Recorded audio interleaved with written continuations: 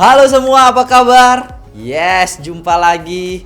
Dan sekarang saatnya kita mendengarkan firman Tuhan. Tapi sebelum itu, mari kita berdoa terlebih dahulu teman-teman. Terima kasih Tuhan Yesus, Engkau baik dalam kehidupan kami. Kami ingin mendengarkan firman-Mu. Biarlah firman-Mu berbicara untuk hidup kami Tuhan, menguatkan hidup kami lebih dan lebih lagi. Terima kasih Tuhan Yesus. Amin. Yes. Teman-teman, bulan Februari ini bulannya kasih sayang cinta. Yeah. Dan kita seri kita di bulan Februari ini juga mengisahkan tentang cinta kasih teman-teman.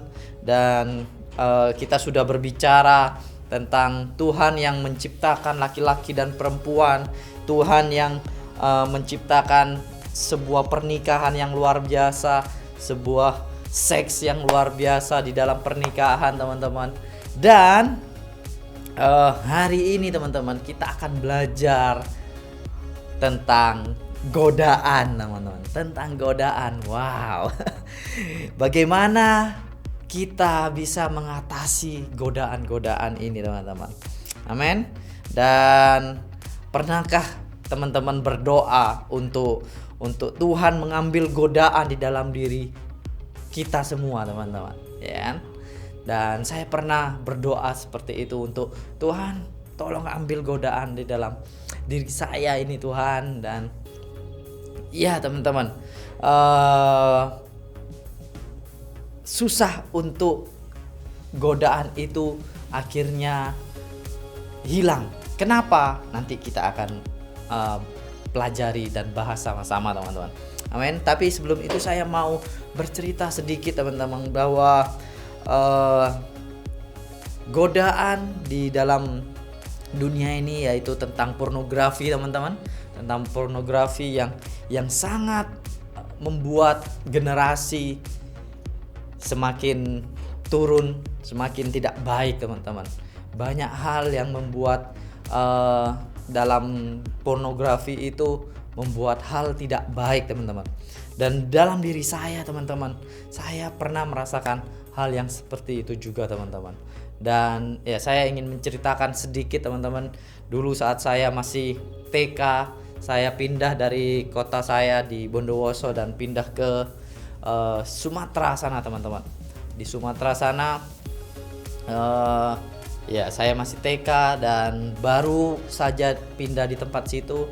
Dan saat itu saya pergi bermain di luar teman-teman, dan tetangga saya teman-teman, saya melihat di sana, saya di jendela, berdiri di jendela. Waktu itu masih TK teman-teman, baru pindah juga. Dan begitu melekatnya, karena memang pornografi itu merusak teman-teman. Dan yaitu saya ingat saat itu ada orang tua dan agak-agak muda juga teman-teman yang sedang menonton film, dan mereka rame-rame di sana. Dan waduh, nonton apa ya mereka ini ya, kok seperti itu ya. Dan saat itu mereka tahu saya ngelihat dari jendela teman-teman, dan mereka tutup jendelanya langsung teman-teman. Dan ya itu awal sekali saya terpapar oleh materi-materi pornografi yang seharusnya itu tidak boleh teman-teman. Seharusnya itu tidak boleh. Dan setelah itu saya pindah ke masih dekat di sana juga teman-teman. Dekat di sana juga, dan saya mengalami sesuatu yang tidak mengenakan teman-teman, yaitu sexual abuse teman-teman. Dan ya pelecehan seksual dari tetangga-tetangga saya yang anak-anaknya mungkin ya mereka entah, saya juga bingung mau bilang seperti apa teman-teman. Tetapi ya saya mengalami itu, dan itu membekas dan merusak teman-teman, merusak diri saya teman-teman. Sampai hingga akhirnya saya SMP pun balik ke Jawa teman-teman. Saya melihat koleksi kakak saya juga. Dan di SMA teman-teman, saya ngekos di kos-kosan situ teman-teman. Ada komik-komik porno yang sudah ada di sana turun temurun teman-teman. Dan ya itu merusak semuanya teman-teman. Itu merusak semuanya. Dan saya berdoa sama Tuhan, Tuhan, saya ingin lepas dari ini. Saya ingin lepas dari ini teman-teman. Dan godaan-godaan itu selalu ada teman-teman. Godaan-godaan itu selalu ada. Kenapa teman-teman? Karena memang ini problem yang terbesar yang terjadi di dunia ini saat ini teman-teman. Bahkan di Amerika sana dibilang kalau kita sudah menghadapi pandemik teman-teman, tetapi di Amerika sana mereka punya yang namanya porndemic teman-teman. Jadi pornografi ini sangat luar biasa teman-teman. Bahkan dicatat di Amerika sana teman-teman, 70% laki-laki dan 40% wanita teman-teman. Setiap bulannya itu pasti akan ada menonton, meskipun itu cuma satu kali teman-teman. Jadi sangat besar teman-teman. Dan ini industri pornografi itu juga itu menghasilkan triliunan teman-teman, triliunan di dalam bisnisnya teman-teman. Dan wow, gila teman-teman. Jadi kita perlu untuk menjaga teman-teman, belajar untuk, karena Tuhan tidak ingin sebenarnya pornografi ini menjadi teman baik dalam hidup kita teman-teman. Tuhan gak ingin teman-teman. Amin. Bahkan saat ini juga teman-teman, itu 90% anak-anak kecil teman-teman yang umurnya baru masih 8 sampai 16. Bayangin, saya masih TK waktu itu teman-teman. Itu sudah terpapar teman-teman. Dan ini saat ini 90% anak-anak yang umur segitu teman-teman, mereka sudah pernah menonton. Saya tinggal di daerah kos-kosan teman-teman, ada masih anak-anak kecil yang masih SMP dan lain-lain. Mereka sempat, istri saya bilang, wah itu yang anak itu pernah ngomongin tentang pornografi kok katanya. Ya, itu yang terjadi teman-teman, itu yang terjadi. Dan mari para orang tua, kalian harus wise, kalian harus berhikmat untuk menjaga anak-anak kalian. Jangan, karena pornografi ini bukan teman kita teman-teman. Kita harus benar-benar jaga anak-anak generasi kita. Bagaimana kita harus menyampaikan dengan baik kepada mereka supaya ini tidak merusak, tidak berkelanjutan teman-teman. Kita perlu jaga. Amin. Dan pornografi ini menyebabkan banyak hal.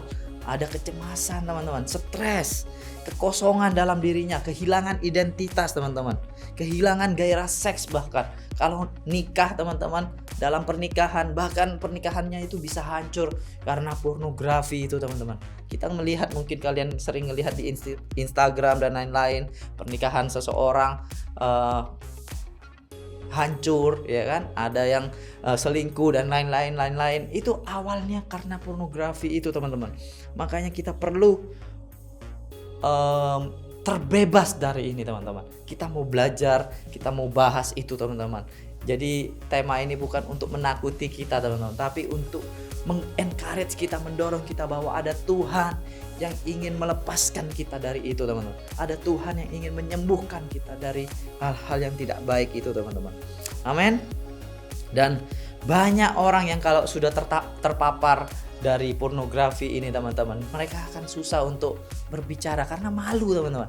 Malu, khawatir, aduh apa yang akan dikatakan orang itu ya kalau aku mereka tahu dan lain-lain teman-teman, ya kan? Jadi sesuatu yang mungkin orang-orang di luar sana sembunyikan itu dan taruh itu dalam diri mereka sendiri teman-teman. Jadi itu akan terus bergulir, mereka tidak bisa melepaskannya teman-teman. Tetapi mari kita mau belajar untuk kita bicarakan ini dan kita tahu bagaimana untuk mengatasinya teman-teman. Amin. Dan saya percaya Tuhan sanggup teman-teman. Tuhan sanggup.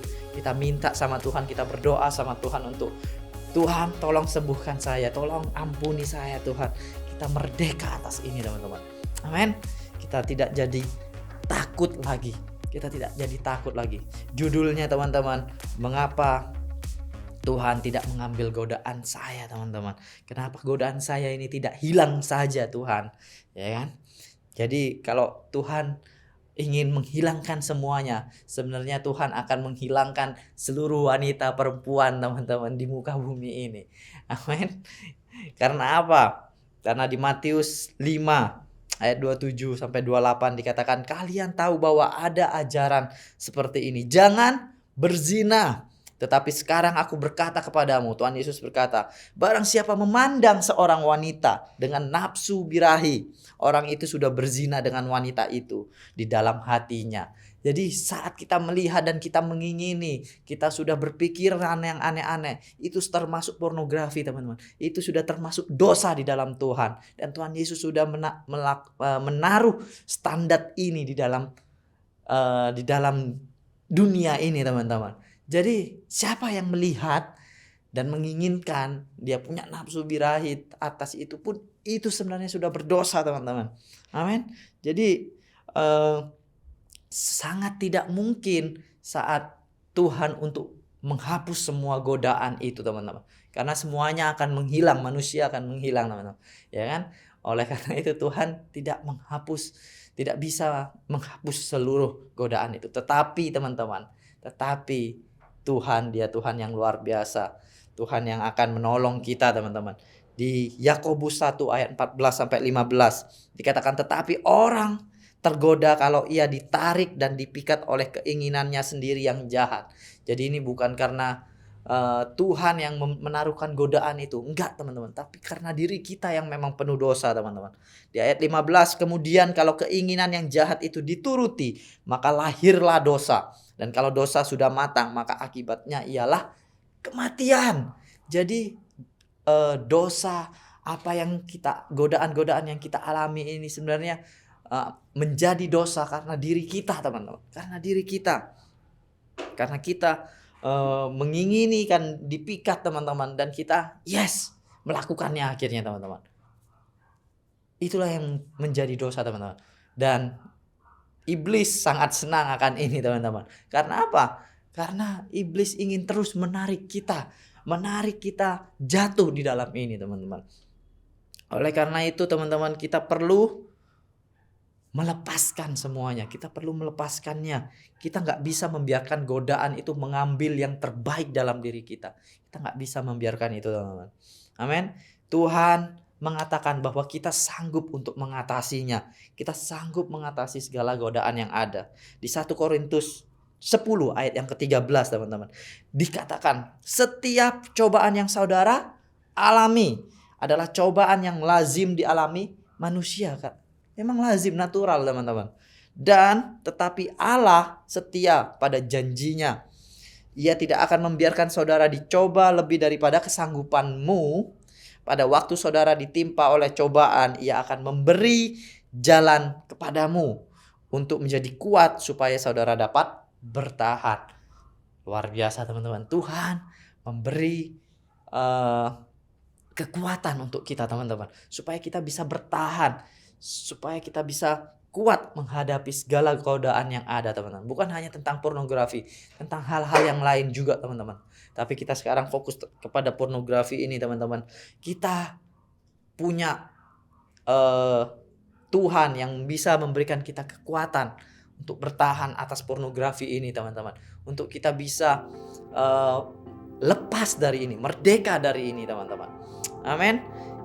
Saya sangat tahu teman-teman bahwa godaan ini sangat-sangat kuat dan susah untuk dihindari teman-teman.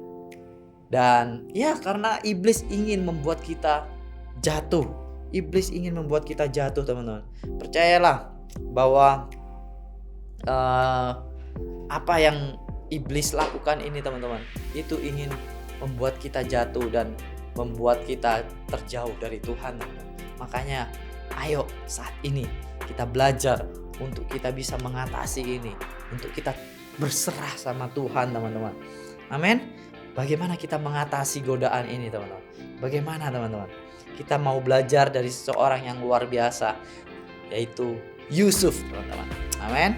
Yusuf, dia seseorang yang muda, dia orang yang luar biasa teman-teman. Yusuf awalnya dia dijual oleh saudara-saudaranya dan dia menjadi budak dari seorang yang kaya yang bernama Potifar teman-teman.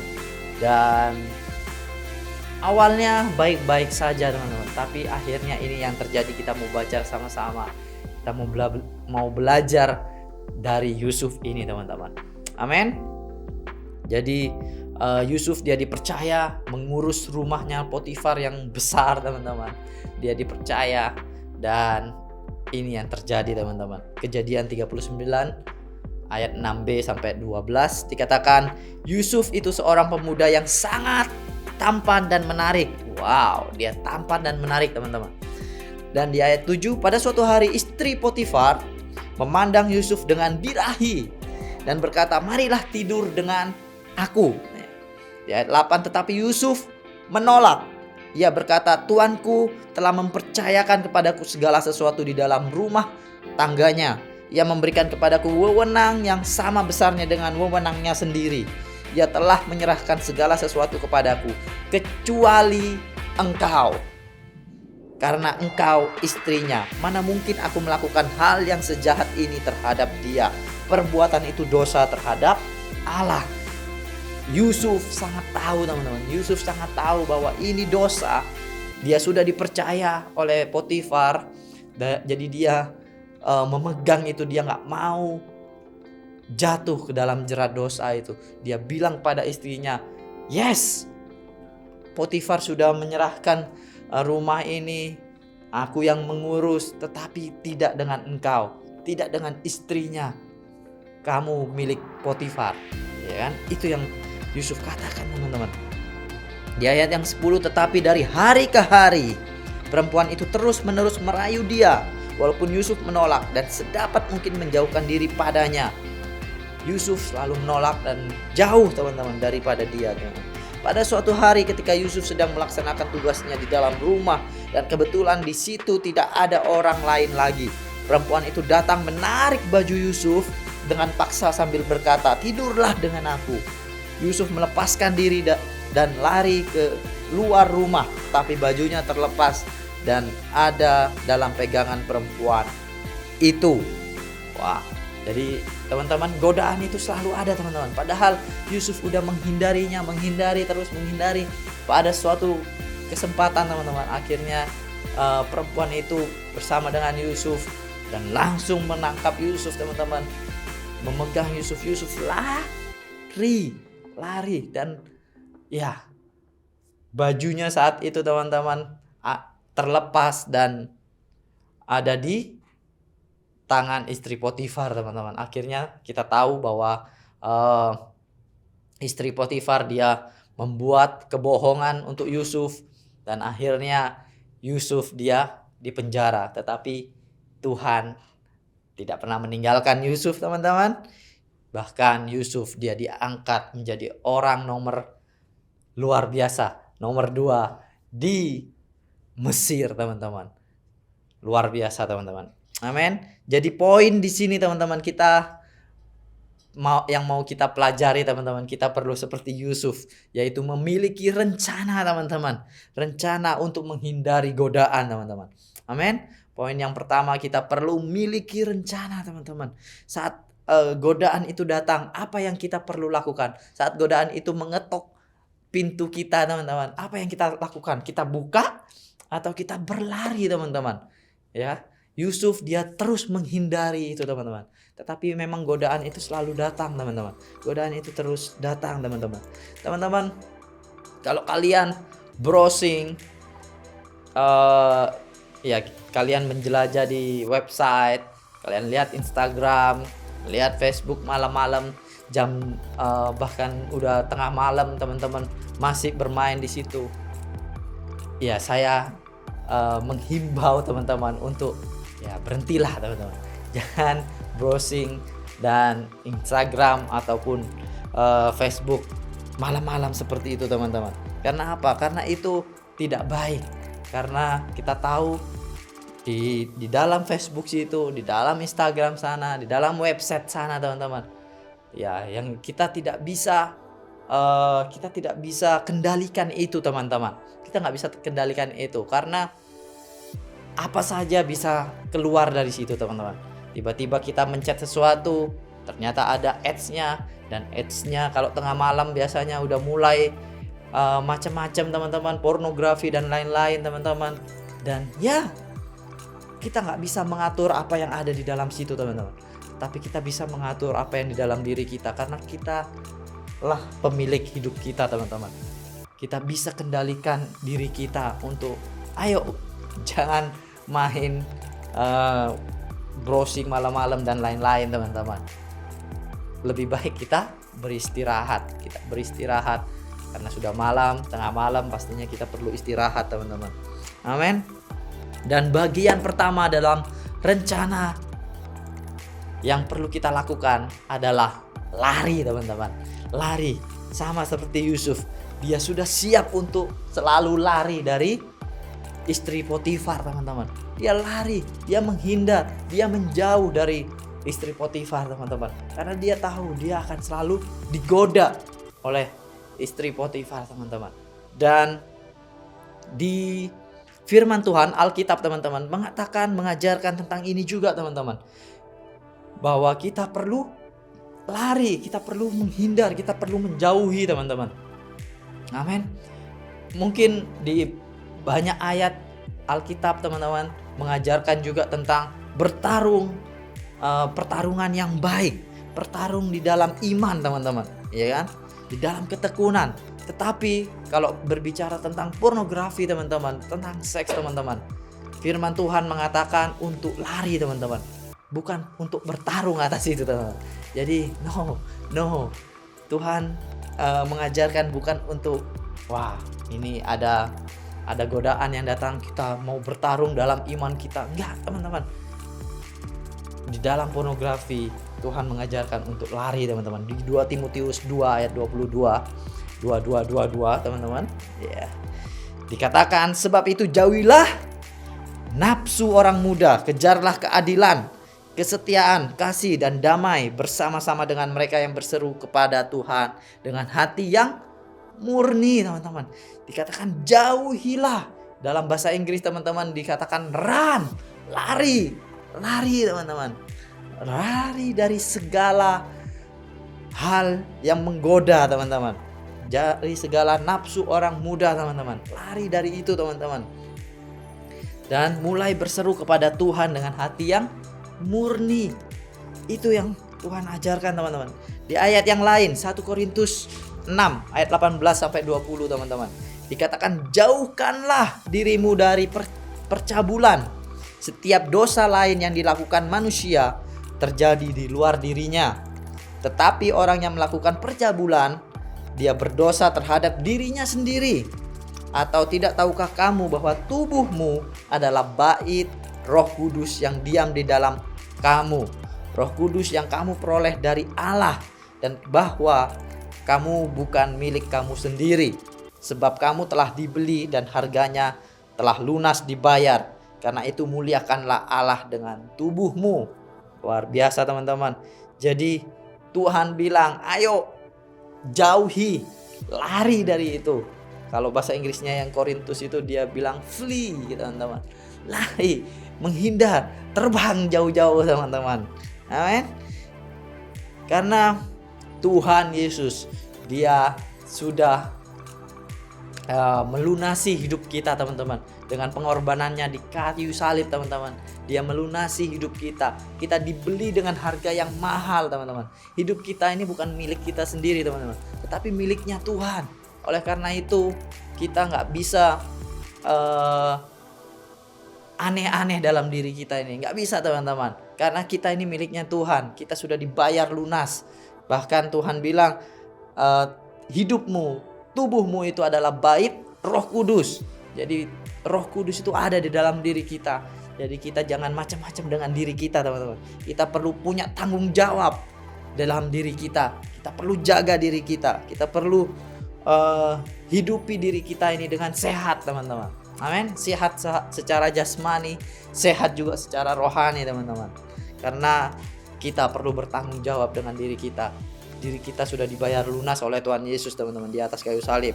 Kita harus menyerahkan tubuh kita, seksualitas kita, identitas kita teman-teman, keinginan kita itu kepada Tuhan, bukan kepada pornografi, bukan kepada dunia ini teman-teman, tapi kepada Tuhan seharusnya teman-teman. Jadi ayo kita belajar untuk bertanggung jawab. Kita dapat dipertanggungjawabkan teman-teman di dalam hidup kita teman-teman. Amin. Jadi kita perlu membuat batasan di dalam diri kita supaya kita bisa menjaga jarak dari goda-godaan ini teman-teman.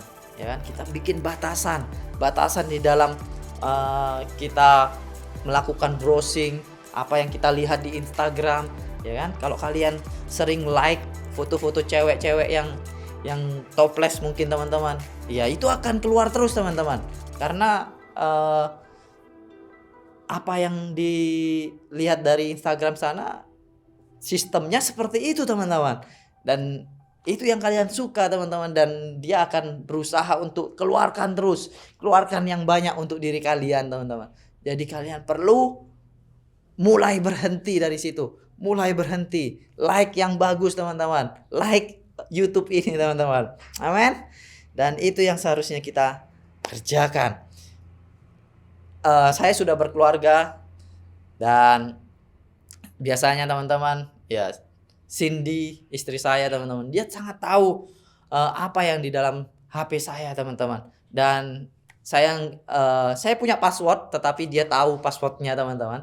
Dia tahu passwordnya, dan saat dia minjem HP saya akan kasih teman-teman. Saya terbuka dengan jadi kalau dia pinjam HP saya enggak, jangan, enggak teman-teman. Saya sebagai suami, saya percaya kepada apa yang dia lakukan, karena bukan sebagai halangan teman-teman, enggak, tetapi dia sedang menjaga saya supaya saya tidak berlaku aneh-aneh di dalam HP saya teman-teman. Jadi ayo miliki batasan itu, miliki tanggung jawab itu teman-teman. Amin. Miliki itu teman-teman. Jadi itu akan menolong kita untuk terbebas. Itu akan menolong kita menjadi merdeka di dalam pornografi ini teman-teman. Karena sangat merusak teman-teman, sangat merusak. Dan kebebasan yang terbesar teman-teman, yaitu saat kita membawa apa yang kita alami ini, pornografi itu teman-teman, di dalam terang teman-teman. Saat kita membawa itu semuanya di dalam terang. Amin. Karena ini poin yang keempat yang terakhir teman-teman. Kita perlu bawa pornografi itu kepada terang teman-teman. Dan siapakah terang itu teman-teman? Terang dunia adalah Tuhan Yesus teman-teman. Tuhan Yesus adalah terang dunia kita teman-teman. Amin. Di Yohanes 1 ayat 5 dikatakan terang itu bercahaya di dalam kegelapan, dan kegelapan itu tidak menguasainya. Amin teman-teman. Saat kita bawa di dalam terang, hidup kita yang penuh dalam kegelapan teman-teman, itu akan menjadi terang teman-teman. Itu akan menjadi terang. Kegelapan tidak akan menguasainya lagi teman-teman. Amin. Karena kita berada di dalam terang. Dan untuk menjadi merdeka dan terbebas ini teman-teman, kita perlu dua hal. Yang pertama adalah pengampunan teman-teman. Kita perlu pengampunan dari Tuhan. Yang di 1 Yohanes 1 ayat yang 9 dikatakan, jika kita mengaku dosa kita, maka Tuhan adalah setia dan adil, sehingga Tuhan akan mengampuni segala dosa kita dan menyucikan kita dari segala kejahatan. Tuhan menolong kita, Dia akan menyucikan kita dari segala kejahatan. Kalau kita mengaku dosa kita mengaku apa yang sudah kita alami ini, kita serahkan sama Tuhan. Tuhan tolong saya, Tuhan tolong saya. Dan Tuhan Dia yang setia, Dia yang maha pengampun, Dia mengampuni kita teman-teman. Dan hal yang kedua yang perlu kita kerjakan adalah minta kesembuhan itu teman-teman. Minta kesembuhan itu. Di Yakobus 5 ayat 16 dikatakan, karena itu hendaklah kamu saling mengaku dosamu dan saling mendoakan supaya kamu sembuh. Doa orang yang benar bila dengan yakin didoakan sangat besar kuasanya. Wow. Jadi ayo kita mengaku sama Tuhan, kita minta sama Tuhan teman-teman. Kita minta sama Tuhan untuk menyembuhkan kita teman-teman. Kamu akan menjadi sembuh. Doa orang yang benar itu kuasanya sangat besar teman-teman. Amin. Aku pernah merasakan pengampunan, kesembuhan yang seperti ini teman-teman. Saat SMA teman-teman, akhir-akhir SMA saat itu teman-teman, ada kakak dari gereja, kakak pembina dari gereja sana teman-teman. Dan saat itu dia sangat ingin untuk anak-anak muda itu terbebas dari pornografi teman-teman. Dan saat itu aku ikut dalam acara itu, retreat itu, dan mulai mengaku teman-teman di dalam doa, di dalam kepada pemimpin itu juga teman-teman, bahwa aku mau terbebas dari ini. Tuhan, aku mau terbebas dari ini. Dan Tuhan, dia Tuhan yang setia, Tuhan yang sanggup menolong kita teman-teman. Dia yang akan melepaskan kita. Kita gak bisa teman-teman, kita gak bisa, tetapi Tuhan sanggup teman-teman. Jadi kita perlu datang sama Tuhan. Amin. Dan saat itu teman-teman, aku merasakan, yes, aku bebas, aku percaya, aku merdeka, aku percaya Tuhan sudah membebaskan aku teman-teman. Dan yes, aku rasakan itu teman-teman. Godaan pasti akan selalu ada teman-teman. Godaan itu terus terjadi teman-teman. Tetapi ada yang berbeda, yaitu aku dijaga oleh Tuhan, aku ditolong oleh Tuhan teman-teman. Aku tidak perlu mengalami ketakutan di dalam Tuhan lagi. Enggak, karena Tuhan membebaskan aku. Tuhan menolong aku. Roh Kudus mengingatkan aku bahwa itu tidak baik. Dan godaan itu teman-teman, akhirnya lama-kelamaan mulai jauh teman-teman. Mulai aku bisa mengatasinya. Aku bisa lari secepat mungkin. Aku bisa mengatasinya teman-teman. Dan akhirnya aku punya pernikahan yang luar biasa dengan istriku, dan kami punya dianugerahi anak-anak yang luar biasa teman-teman. Dan yes, ayo ini semua bisa terjadi untuk hidup kalian juga. Jadi ayo datang sama Tuhan, minta pengampunan itu, minta kesembuhan itu teman-teman. Mari kita berdoa bersama-sama. Kalau kalian mau pengampunan dan kesembuhan itu teman-teman, datang sama Tuhan, kita berdoa bersama-sama. Yes, Tuhan Yesus, terima kasih. Kau baik dalam kehidupan kami Tuhan. Kami percaya Engkau sungguh sangat mengasihi kami Tuhan. Engkau ingin supaya kami jauh dari godaan, dari pornografi ini yang merusak hidup kami Tuhan. Kami ingin Tuhan, kami minta pengampunan Tuhan. Kami minta pengampunan di dalam Engkau Tuhan Yesus. Kami percaya Engkau sanggup mengampuni kami dan Engkau mau Tuhan. Dan kami juga minta Tuhan supaya kesembuhan terjadi dalam hidup kami. Kami gak mau terus rusak di dalam ini Tuhan. Kami mau sembuh Tuhan. Kami mau sembuh di dalam Engkau. Kami percaya ada kuasa-Mu terjadi saat ini Tuhan di dalam hidup kami. Terima kasih Tuhan Yesus. Amen. Yes. Dan hal yang kedua teman-teman, yang ingin saya ajak, Tuhan Yesus dia Tuhan yang luar biasa. Dia mati di atas kayu salib untuk menebus dosa kita teman-teman. Dia menebus dosa kita. Dia membuat semua dosa-dosa kita dibayar lunas teman-teman. Dan hidup kita menjadi miliknya Tuhan teman-teman. Dan kalau kalian mau, kalian bisa dapatkan ini teman-teman. Kalian percaya sama Tuhan Yesus. Kalau kalian mau, apapun latar belakang kalian, percaya sama Tuhan Yesus. Kalau kalian mau, mari kita berdoa bersama-sama. Di hitungan ketiga kita berdoa bersama-sama teman-teman. 1, 2, 3. Yes, thank you teman-teman semua yang sudah mau menerima Yesus. Mari kita berdoa bersama-sama. Tuhan Yesus, terima kasih. Kau baik dalam kehidupan kami. Kami percaya Tuhan, kami diampuni. Kami percaya semua dosa kami sudah lunas dibayar Tuhan. Dan saat ini biarlah Roh Kudus-Mu mengisi hidup kami lebih dan lebih lagi. Bertahta dalam hidup kami dan menjadi Tuhan yang berkuasa dalam hidup kami. Terima kasih. Dalam nama-Mu kami sudah berdoa. Amen. Yes, luar biasa. Inilah seri kita teman-teman, dan minggu depan akan ada seri yang luar biasa lanjutannya teman-teman. Jadi semangat semuanya. Percayakan hidup kita sama Tuhan. Jauhi teman-teman. Lari. Percayakan sama Tuhan teman-teman. Amin. Tuhan Yesus memberkati.